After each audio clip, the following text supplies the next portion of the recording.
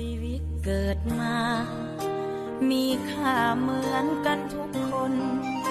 ฐานะมั่งมียากจนล้วนแต่เป็นคนเดินสวัสดีตอนเช้าทักทายท่านผู้ชมจากนครหลวงเพียงจันทน์สปป.ลาวมื้อนี้มาแปลกหน่อยหนึ่งเนาะมาจากสปป.ลาวท่านผู้ชมตอนนี้อยู่ที่เวลา 7:30 พอดีท่านผู้ชมแล้วก็อากาศตอนเช้ามื้อนี้อยู่ที่19องศาเซลเซียสเนาะยินดีต้อนรับท่านผู้ชมเข้าสู่รายการจิบกาแฟยามเช้ามีเรื่องเล่าสู่ท่านฟังหวังว่าท่านผู้ชมทุกท่านอยู่ดีสบายเนาะครับเจ้าก็เช่นกันก็โดนเติบแล้วเนาะที่บ่ได้มาทักทายอยู่ยามถามข่าวท่านผู้ชมก็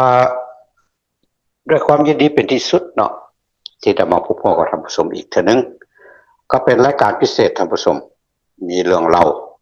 มีเรื่องเว้าก็จึงได้จัดรายการนี้ขึ้นมาก็ดังที่ฮู้นะท่านผู้ชมก็เป็นฟรีแลนซ์และ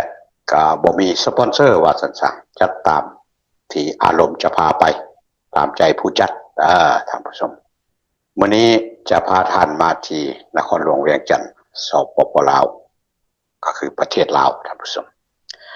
สำหรับมื้อนี้ข้าพเจ้าอยากจะขอเว้า2เรื่องทะเบียนแม่นการเดินทางมาลาวของข้าพเจ้า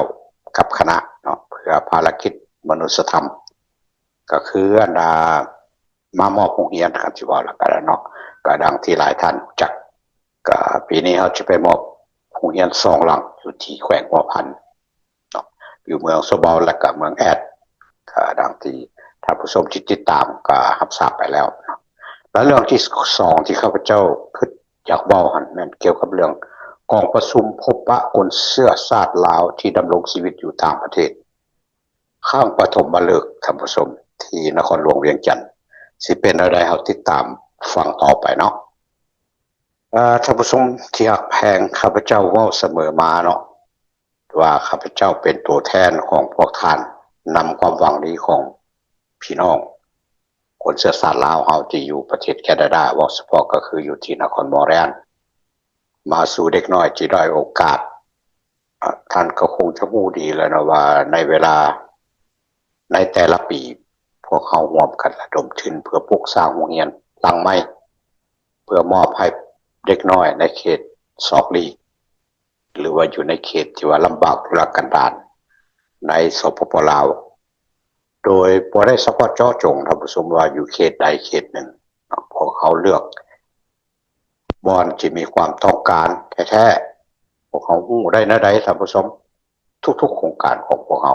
ของสมาคมมันครับจะเคยออกเขตไปแล้วหลายเทื่อในอดีตแล้วก็ท่านก็สามารถไปสอบเบิ่งได้ก็โรงเรียน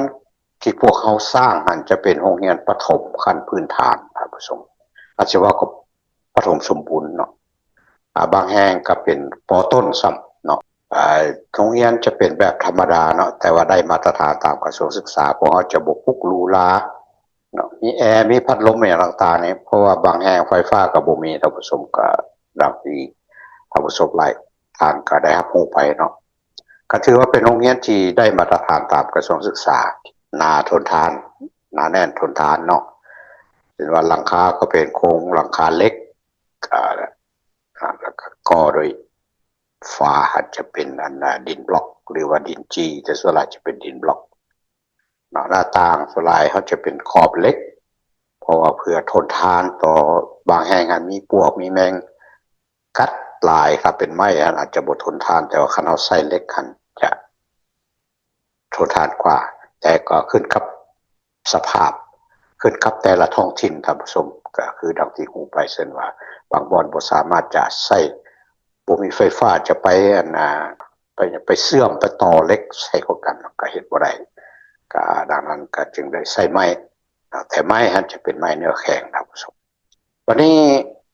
มาเว้าเฉพาะเกี่ยวกับการเรื่องมอบพักโรงเรียนที่แขวงหัวพันเนาะโครงการปีนี้ซึ่งจะจัดขึ้นในมม.นี้ท่านผู้ชมก็อยู่ที่แขวงหัวพันนั่นแหละ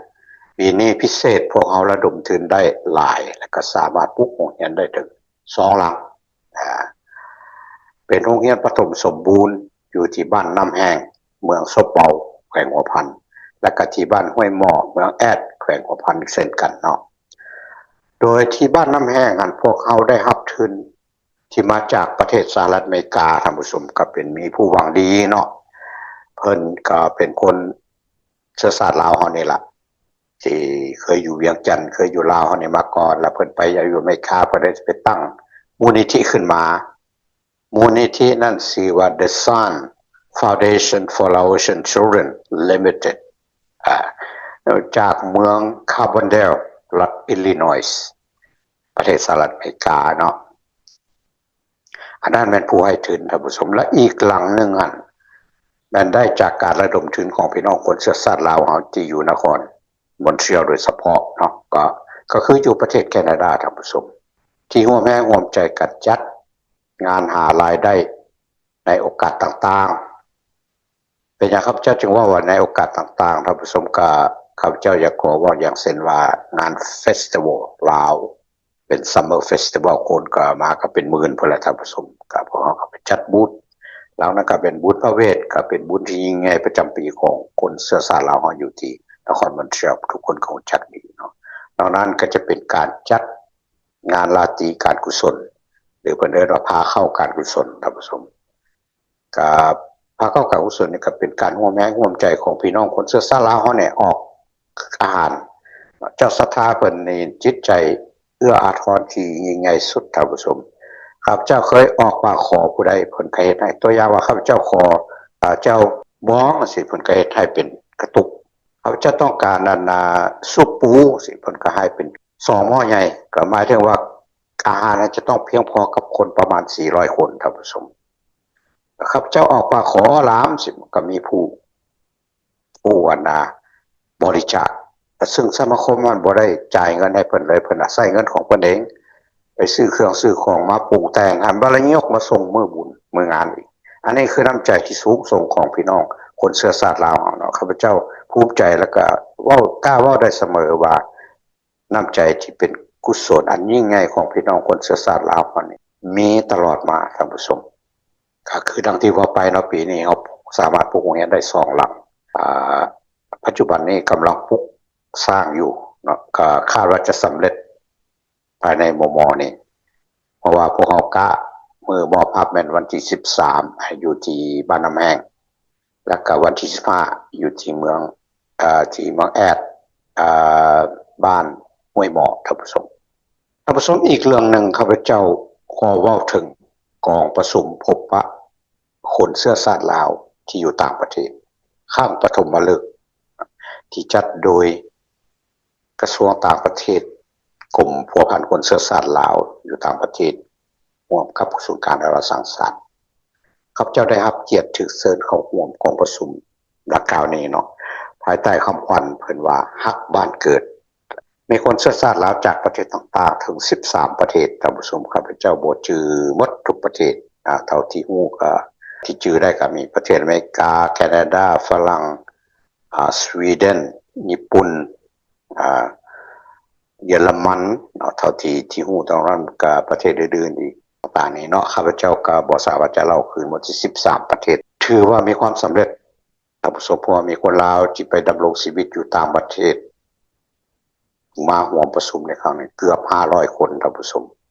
อันนั้นมาถึงคนลาวที่อยู่ต่างประเทศมาจากต่างประเทศหรือว่าคนลาวที่อยู่ต่างประเทศไม่ได้มาอยู่ลาวแล้วอันนี้อาจจะรวมแล้วเกือบ500คนเนาะจากประเทศแคนาดาเฮานั้นมี9คน10คนนี่แหละท่านผู้ชมครับเจ้าเห็นว่ากองประชุมครั้งนี้นี่สำคัญเนาะได้รับผลดีที่สุดเพราะมันเป็นข้างประวัติศาสตร์เลยก็ว่าได้เนาะมันได้สร้างความเข้าใจระหว่างคนเชื้อสายลาวที่อาศัยอยู่ต่างประเทศและต่อนโยบายของรัฐบาลที่มีต่อคนเชื้อสายลาวที่อาศัยอยู่ต่างประเทศและเป็นกองประชุมแลกเปลี่ยนความคิดความเห็นท่านผู้ชมเฮ็ดให้พวกเฮาฮู้ว่าคนลาวที่อาศัยอยู่ต่างประเทศนั้นและรัฐบาลได้รับรู้ความต้องการของทั้งสองฝ่ายรัฐบาลได้รับรู้ถึงความเห็นของต้องการของพี่น้องคนเชื้อสายลาวอยู่ต่างประเทศและก็คนเชื้อสายลาวที่อยู่ต่างประเทศก็ได้รับรู้ถึงนโยบายของรัฐบาลที่มีต่อเขาเจ้ามักคำขวัญของกองประชุมที่เพิ่นว่าฮักบ้านเกิดท่านผู้ชม ท่านผู้ชม